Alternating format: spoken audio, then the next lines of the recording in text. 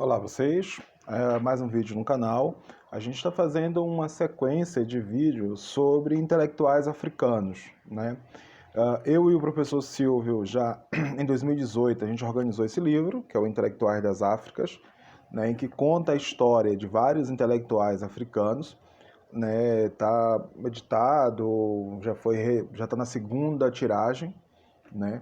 E eu vou contar algumas histórias para vocês de alguns desses intelectuais, né? Os artigos são construídos por professores, né? Ou não, que não eu e o Silvio, então eu vou falar um pouco desses intelectuais, né, africanos, até porque muitos de vocês não conhecem esses intelectuais, né? Mas hoje, o vídeo de hoje, mais propriamente, é para pensar, para discutir um pouco sobre esse conceito de intelectual, que é o capítulo que abre o livro, né? Que é o capítulo que de abertura construída por mim e pelo Silvio. A primeira coisa que a gente pensou é que normalmente a gente usa muito o termo pensador africano. A gente não queria usar muito esse termo pensador africano, porque de alguma maneira remete a uma certa etnicização, por falta de palavra melhor, do ser africano. Quer dizer, essas pessoas são intelectuais, no sentido amplo da palavra intelectual, alguém que organiza um cadeamento de pensamento, que escreve, que projeta, que interfere politicamente, né? E não estão restritos a um microcosmo, a um local específico do continente africano. São intelectuais que, de alguma maneira, dialogam com o mundo, né? São africanos porque constroem a partir da África, mas isso não quer dizer que eles não percebam as realidades do mundo, né? Então, essa foi uma das razões pelas quais a gente preferiu o termo intelectual e não pensador, porque a ideia do pensador constrói na nossa cabeça um mapa cognitivo que não é bom, que não é representativo de quem são esses intelectuais, de quem são essas pessoas que estão no continente africano refletindo e pensando, né, sobre realidades muito maiores, né? Então, esse foi o primeiro conceito primeira ideia que a gente colocou e está aqui no texto de abertura do livro, né? Aí depois a gente começou a mapear um pouco sobre qual é a origem desses intelectuais, né? A gente primeiro entende eles ligados àquilo que se chama de pensamento tradicional, por falta de palavra melhor. Eu prefiro, até a gente usa o tradicional aqui em aspas, eu prefiro muito a ideia de estruturas de conhecimento locais, endógenos, né, que estão associados às suas próprias organizações sociais de antes da chegada dos europeus, árabes e outros povos no continente. Então, eu acho que aí é essa primeira origem desses intelectuais, das ideias desses intelectuais. Uma segunda origem, e isso já é bem estudado, e qual o impacto dessa segunda origem, que são as escolas missionárias, né? Ou seja, grande parte desses intelectuais passaram em algum momento por essas escolas missionárias.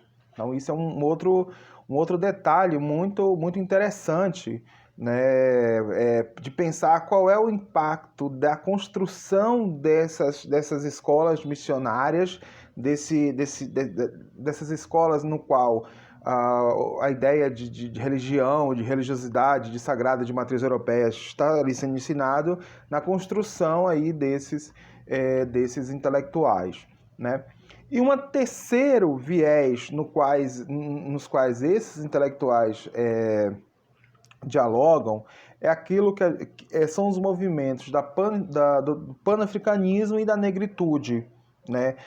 Grande parte desses intelectuais dialogam e ou divergem tanto do panafricanismo quanto da negritude, né? E eles tiveram contato com esses movimentos, sobretudo nos tempos em que eles foram estudar na Europa ou fora do continente africano, e de alguma maneira acabaram trazendo para dentro do continente algumas dessas ideias, algumas dessas questões ligadas à solidariedade continental, um pressuposto do panafricanismo.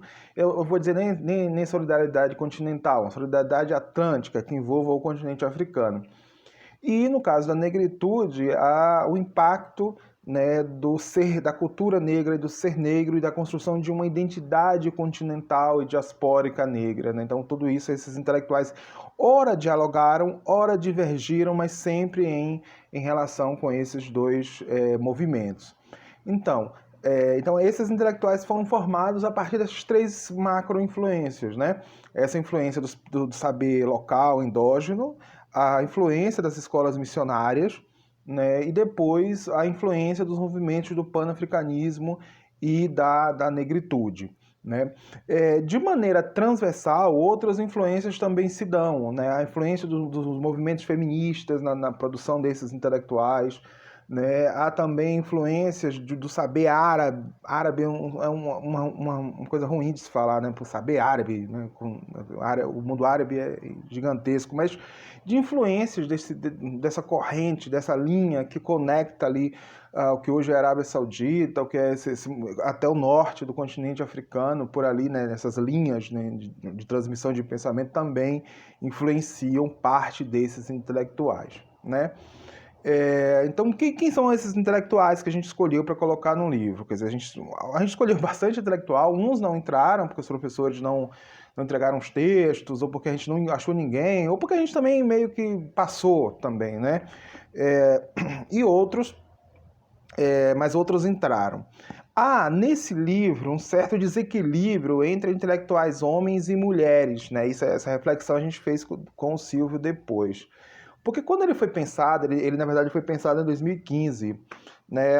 Eu acho que a gente não tinha se atentado para isso, né? E de alguma maneira a gente sabe disso, né? Há uma distinção de gênero muito importante sobre o que chega para a gente e o que é que não chega para a gente. Então, quando a gente vai na nossa biblioteca e vê o que é que está sendo lido, o que é que está sendo discutido naquele contexto de 2015, quando o livro começa a ser feito, né? A gente tinha muito mais intelectuais homens do que mulheres. Né?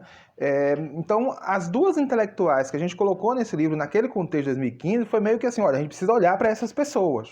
Né? E a gente colocou a Chimamanda Adichie, né? E a Fatema Mernissi, que é uma socióloga, né? Ali do norte do continente africano, do Marrocos. E essas duas meio que foram pinceladas, meio que foram buscadas justamente para marcar a presença da questão do feminismo africano, né? Como estrutura de construção de conhecimento, né? E de produção. Né? Apesar de que esse termo feminismo africano, não sei se... vão ler o livro, né? Mas não sei se de alguma maneira diz respeito àquilo que a Chimamanda fala, né? Talvez o feminismo seja muito mais atlântico, seja muito mais continental, continental no sentido mais macro, e da própria Fatema Mernissi, que dialoga com o Islã, né? Que não é só africano. Né? Então, além da Fatema Mernissi e da Chimamanda, a gente tem uma série de outros intelectuais, como o Achille Mbembe, o Valentim Mundimbe, o Porro Tundi, né, o Osman Sembène, né, o Fela Kuti, o Ouriço Inca, o Engachito, Mia Couto, a Pepe Tela, a Amilcar Cabral e o Frantz Fanon. Né? Há intelectuais que escrevem, há também músicos como Fela Kuti, há cineastas como o Osman Sembène, e há também intelectuais universitários, um trabalho com universitários. Okay? Então, nos próximos vídeos, a gente vai falando um pouco sobre esses intelectuais outros e em breve a gente se vê, tá bom? Tchau para vocês. Quem tiver interesse no livro, tá vendendo nos sites aí com um preço da primeira edição, tá? Mas a segunda edição, assim, só os autores têm por enquanto, porque as livrarias não estão refazendo isso. Então, vou deixar meu contato aí na descrição do canal, é só entrar em contato que eu mando para vocês, tá um preço super bacana, super legal, ainda vai com um autógrafo meu, né? E quem não tá interessado, ouçam os vídeos, que eu acho que eu vou colocar sempre um pouquinho de cada um desses intelectuais, tá bom, gente? É isso, um abraço para vocês, tchau, tchau.